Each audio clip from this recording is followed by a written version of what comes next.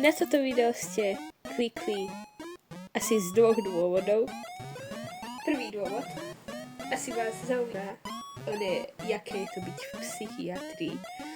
Druhý dôvod, si myslíte, že som úplný blázon. Nepoviem, teraz ešte nie som istá, že by som mala povedať dôvod, prečo som bola na psychiatrii.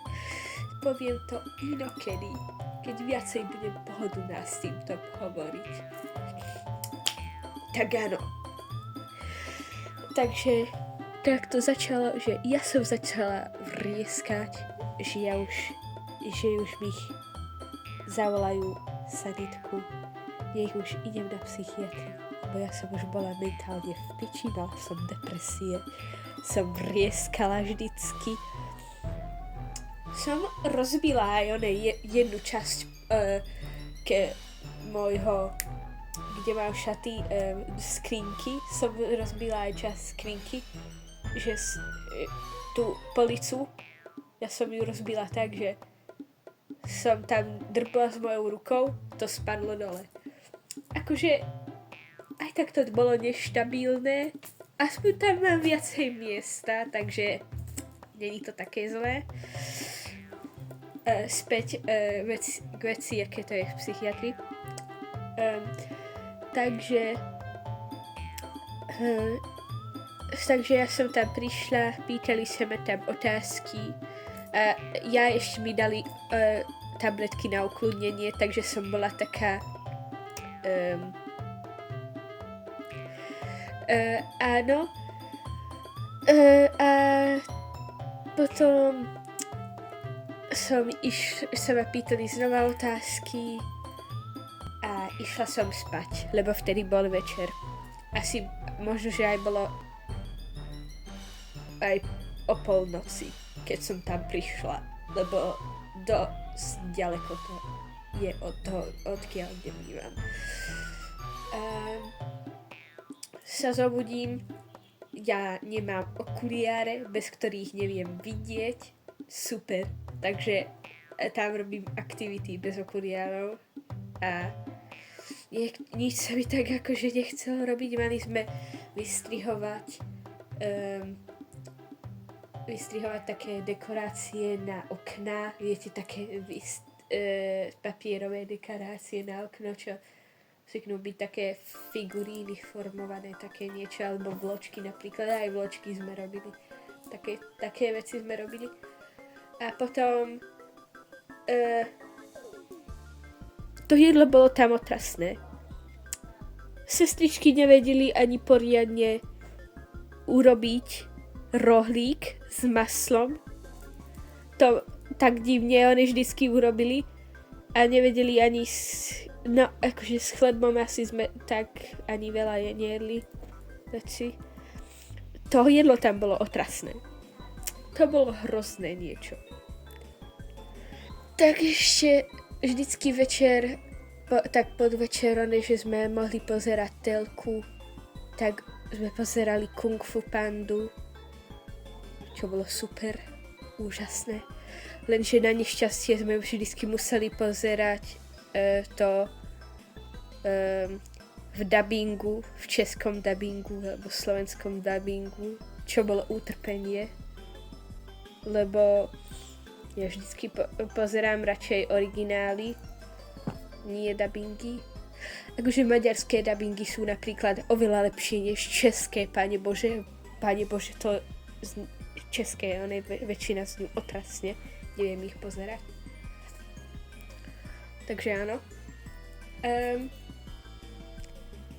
A mne sa tam páčil jeden chlapec, čo som zistila potom, že není dobrý človek. Dostaneme sa k tomu za chvíľu, prečo. Takže áno, boli tam dosť chill ľudia a bolo tam jedno dievča, ktoré sme si nevychádzali až tak dobre. Áno.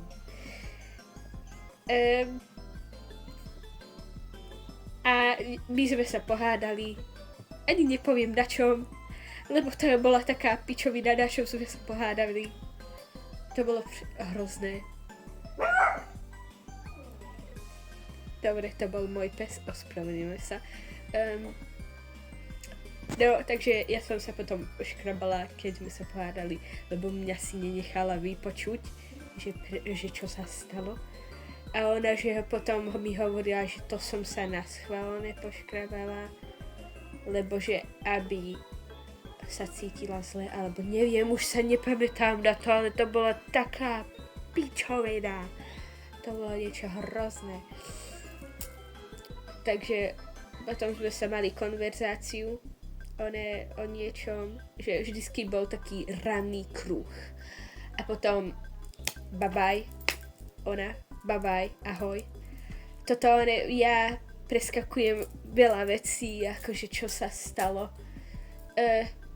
Vtedy prišiel ešte jeden chlapec sa s ňou tak nezoznámil, lebo tam bol asi tak prvý deň, keď sa dobre pamätám. Prišiel, priniesli ho policajti lebo prišiel z inej psychiatrie, myslím si. A akože on tam nechcel ísť, tak zavolali zavolali políciu. Dali mu injekciu do zadku a bol potom nadrogovaný. Áno. Ale akože v pohode ľudia akože tam boli. Nemyslíte si, že je to niečo takého, že my tam sme v nejakých klietkách alebo nie, vôbec. Ale akože nie. Ľudia sú tam s problémami, že o ktorých sa rozprávame, že prečo si sem prišiel, prečo si sem prišla.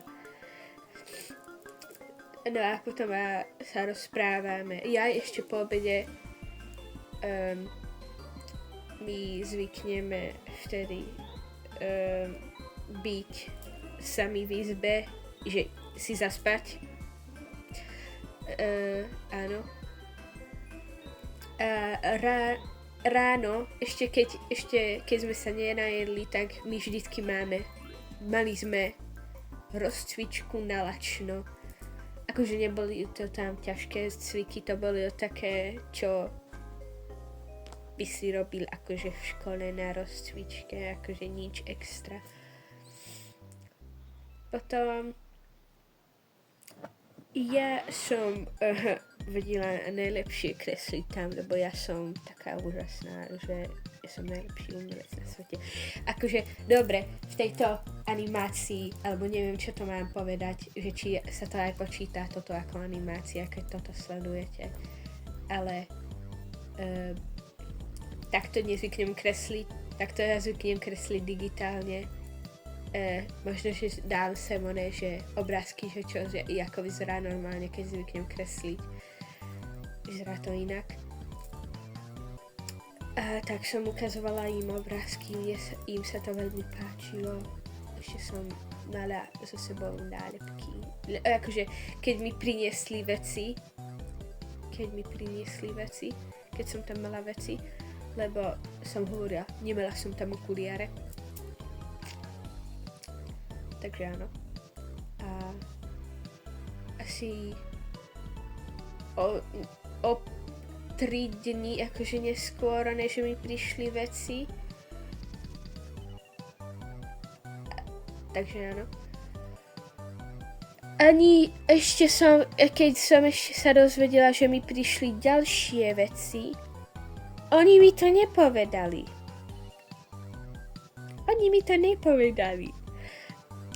Úžasné.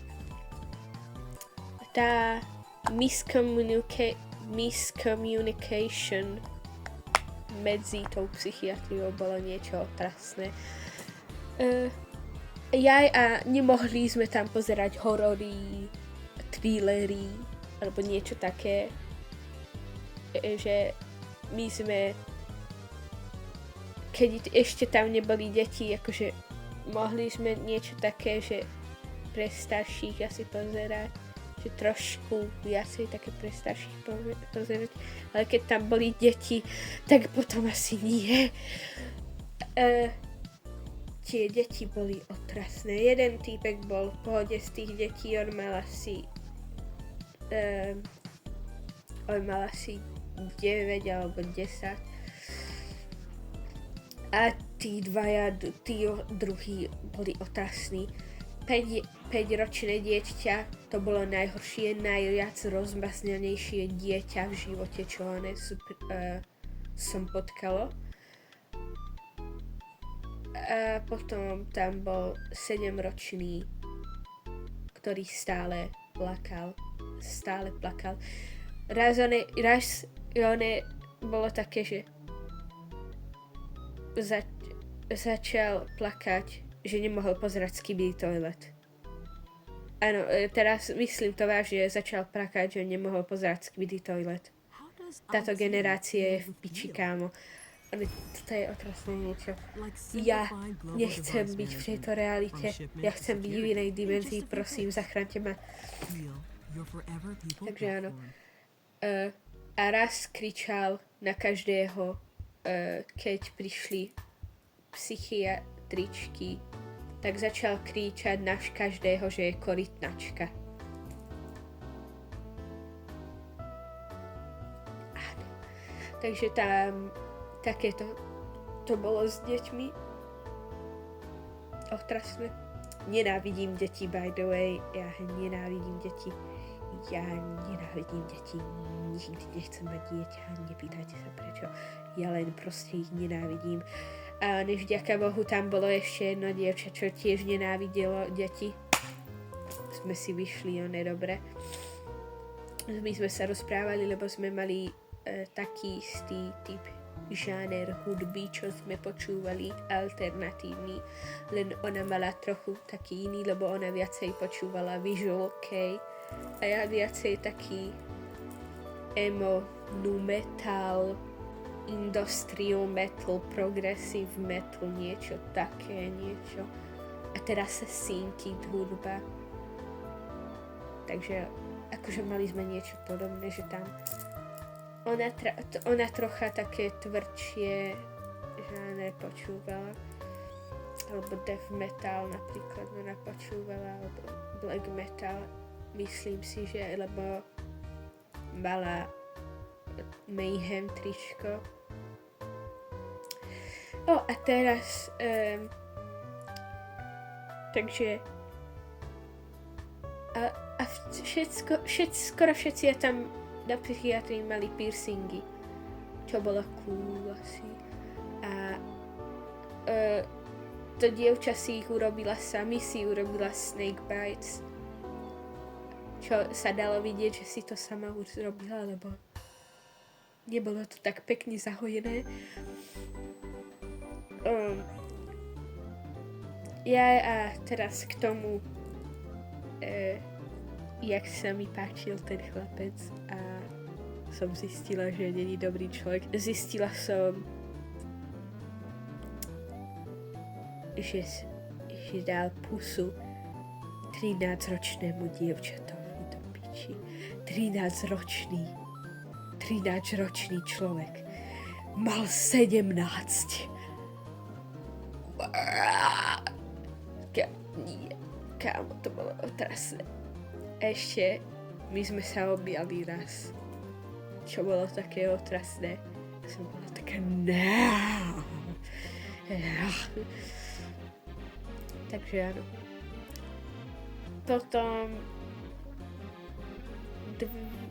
Ešte potom jedno dievča prišlo. Tam väčšinou boli dievčatá, málo chlapcov tam boli. Takže potom ešte jedno dievča prišlo, čo bolo to, čo počúvalo alternatívnu hudbu.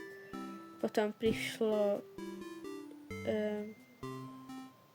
také dievča, čo malo také dočervené vlasy. Ešte potom prišiel jeden ešte nejaký taký chlapec, čo mi bol nesympatický.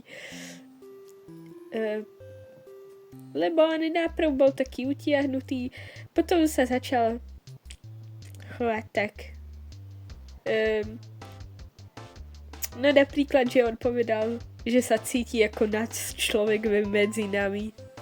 Keď sa dobre pamätám. Možno, že on je, že nie. Ale ja sa na to tak pamätám, že to povedal to.